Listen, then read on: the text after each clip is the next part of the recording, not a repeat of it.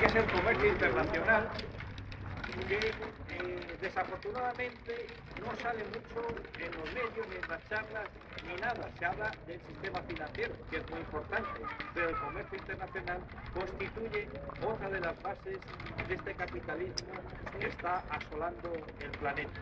Entonces, es otro de los pilares junto con el sistema financiero y además se complementan, como luego veremos. Quería empezar con una frase de Arundhati Roy, que es un activista indio, que a lo mejor alguno le ha oído hablar, que dice algo muy interesante. Dice: todos sabemos lo poco libre que es el libre mercado. Apliquemos esto al libre comercio.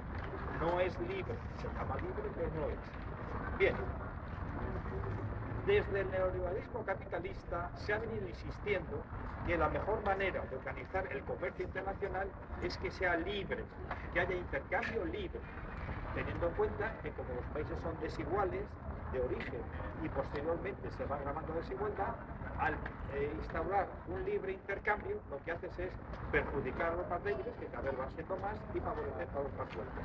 Entonces se dice que esto es lo mejor. Como veis, el mundo está realmente en muy buena situación después de este comercio internacional que lleva siglos. Luego veremos que se ha agudizado a partir de la época en que entra el neoliberalismo. Se dice también que los pobres así podrán sacar ventajas del comercio internacional, porque al tener más productos en el mercado, por un lado colocarlos en el mercado y por otro lado los consumidores tendrán más opciones. El problema estriba en que con este comercio internacional lo que ocurre es que los más vulnerables se hacen más pobres, con lo cual ni pueden colocar los productos en el mercado, porque el mercado está tomado por las multinacionales, ni pueden los consumidores consumirlo porque no tienen capacidad de demanda. Es muy importante el afirmar que ni la teoría ni la práctica confirman que el libre comercio sea el mejor sistema de organizar el comercio internacional y que aporte los beneficios que dicen sus defensores. Lo que ocurre es que sus defensores son los principales beneficiarios. Por eso siguen hablando del libre comercio y es lo que se aplica en estos momentos. O sea, hoy, mañana, ayer, con independencia de que haya crisis, que no la haya, lo mismo, y con la crisis más. Incluso se ha llegado a afirmar en las reuniones de la Organización Mundial del Comercio, que luego hablaremos de ello, que una de las formas de acabar con la crisis sería que fuera todavía más libre el comercio, hacerlo más libre. No basta con lo que ha habido, sino más libre para que entonces salir de la crisis. Hay algo muy importante, que es que este libre comercio que propugnan los países más poderosos para sí no se lo aplican. Los países más poderosos llegaron a dominar los mercados, estamos hablando obviamente de la Unión Europea, de Estados Unidos, de Australia, llegaron a... ¿Qué dices? ¿No oyes? No. Los países más poderosos llegaron siendo proteccionistas, o sea, nada de libre mercado. Ellos protegían su mercado para que no entraran ni productos ni servicios de otros países y sin embargo lo que hacían era, mediante la fuerza comercial y la fuerza militar, por supuesto, que suelen ir parejas, pues invadir otros mercados. O sea, que proteccionismo para ellos, para hacerlos más poderosos. Diréis, bueno, eso fue cosa del pasado. Empezó así el Reino Unido, cuando fue muy potente, instauró el libre comercio, pero siguen siendo proteccionistas. Pero sin embargo, exigen el libre comercio a los más débiles. Hay otro economista, conocido, ahora no me acuerdo el nombre, que dice: es como si los más ricos, una vez que hubieran llegado a una cierta situación de dominio, subiendo una escalera, tirasen la escalera para que nadie pudiera acceder a esa posición. Entonces, arriba quedan los poderosos y abajo los débiles. Está claro que habríamos antes, no hay nada más injusto que establecer reglas iguales para gente desigual. Entonces, normalmente lo que pasa es que las desigualdades no solo disminuyen, sino que aumentan. El comercio internacional actual es un robo totalmente organizado porque hay instituciones internacionales, fundamentalmente lo que se llama la OMC, la Organización Mundial del Comercio, como veis, está organizado y a nivel mundial. Es un robo organizado y legalizado. Todos los países lo admiten y lo respetan. Esto viene a ser una ampliación del antiguo colonialismo. Se existía porque los países más poderosos, una vez que habían invadido globalmente nuestro naciones expoliaban las participaciones. Ahora no se hace casi siempre de manera militar, se sigue haciendo. Estados Unidos obviamente emplea la guerra cuando le interesa para los intereses, como lo estáis viendo, y como va a haber otra vez una guerra vida, desgraciadamente, para poder no protegerse de unas armas nucleares inexistentes, sino acceder a los recursos petroleros. Entonces, este comercio sirve para eso. Yo quería dar unas cifras de un libro que os recomiendo, si podéis conseguir, que está, lo podéis conseguir libre de precios, así gratis, en la calle Príncipe 10, que se llama El Comercio Internacional, Exclusión y Privilegios. Yo quería dar unas cifras de lo que ha llevado este comercio internacional. En la calle Príncipe 10, en la sede de ATAC. En la actualidad, estos son ejemplos de lo que ha llevado el comercio internacional. En la actualidad, de cada euro que pagan los consumidores del mundo rico por el café que adquieren, solo 7 céntimos les llega de media a los productores. Euro, 93 se quedan en casa. 65.000 empresas transnacionales y sus 850.000 filiales controlan el 27,% de la actividad económica mundial, pero solo absorben el 0,74% de la fuerza laboral. Con menos de un 1% de empleo, controlan el 28% de la actividad económica y acaparan 2 tercios del comercio internacional. Las 500 mayores megaempresas del mundo son las responsables del 25% de la producción mundial y del 70% del comercio mundial. Las 5 mayores empresas transnacionales controlan el 50% de la industria automovilística, aeroespacial, electrónica y del acero, y el 70% de los bienes de consumo mundial. Fijaros lo que esto representa de concentración de poder. Ante eso, evidentemente, los consumidores de los países débiles son totalmente determinados. En el año 2001, las ventas nacionales duplicaron a las exportaciones. Es decir, las filiales de las multinacionales se están apoderando poco a poco de los mercados nacionales, no los productores locales. Yo te sujeto, pero hay un problema. Exportaciones mundiales de mercancías se habían multiplicado por un factor de 57 con respecto a la del 69, pero la producción mundial solo se había multiplicado por 22. Y el comercio, además, hablemos del comercio. ¿Quién se beneficia del comercio? De este comercio internacional. El comercio entre las 3 regiones más ricas del mundo, América del Norte, la Unión Europea y el sudeste asiático, representan el 80% del comercio mundial.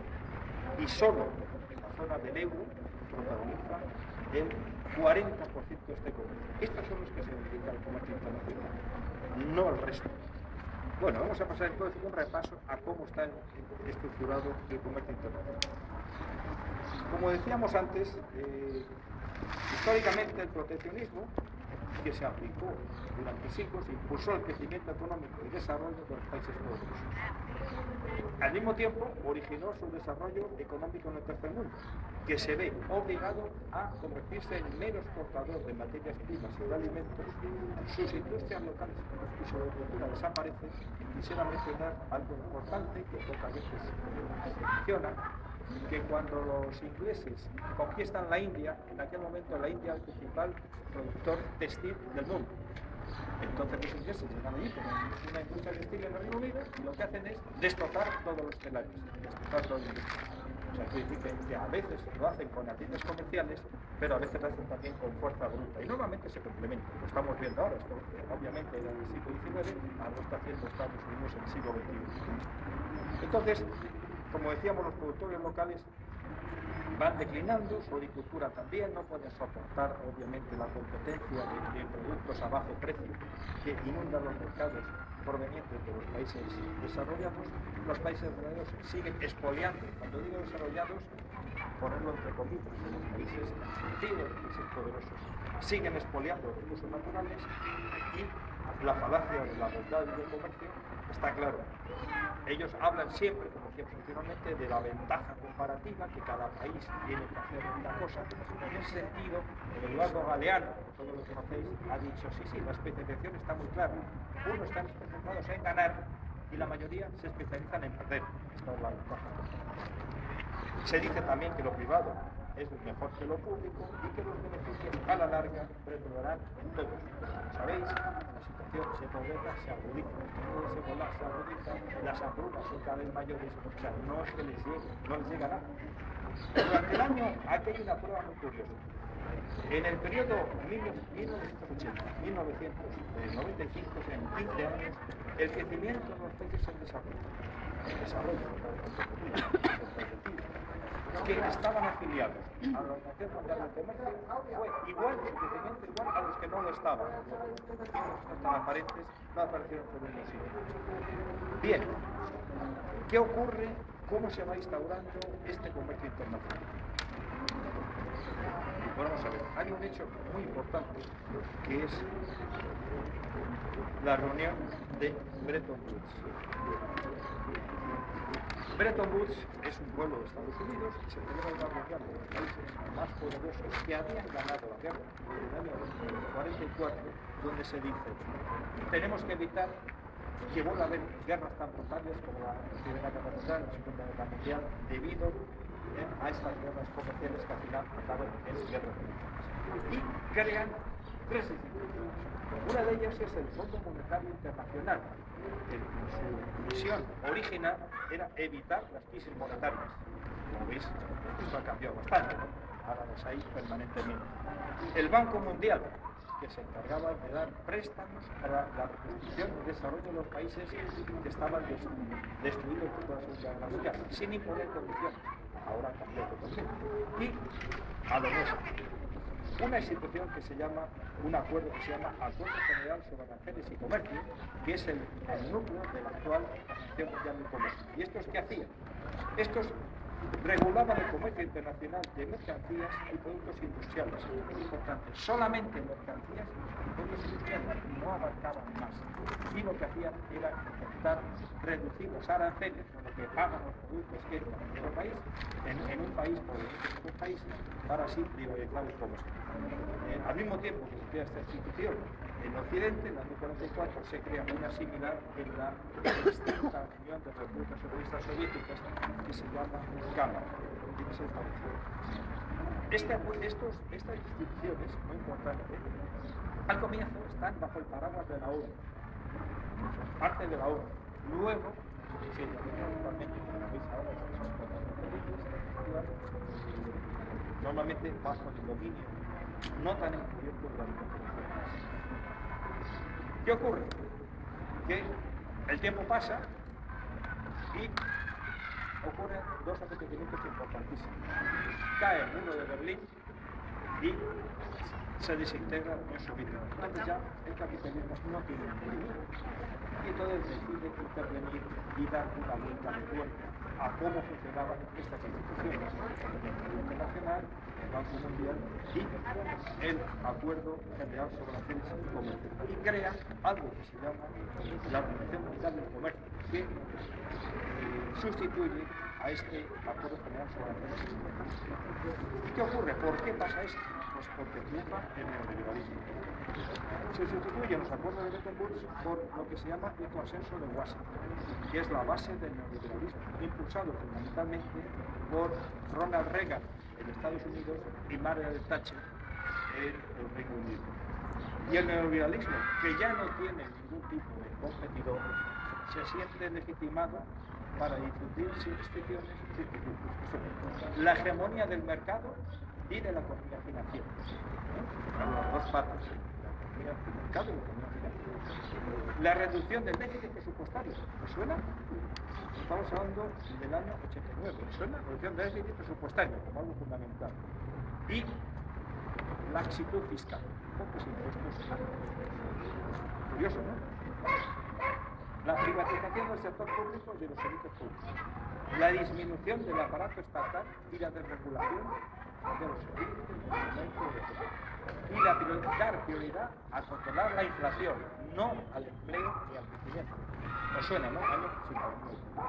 El FMI, el Banco Mundial y la OMC son las instituciones fundamentales para llevar a cabo estas políticas. Y al mismo tiempo que se crea la OMC en el año 95, se dan también los primeros pasos de lo que complementa la OMC, que son los tratados de libre comercio.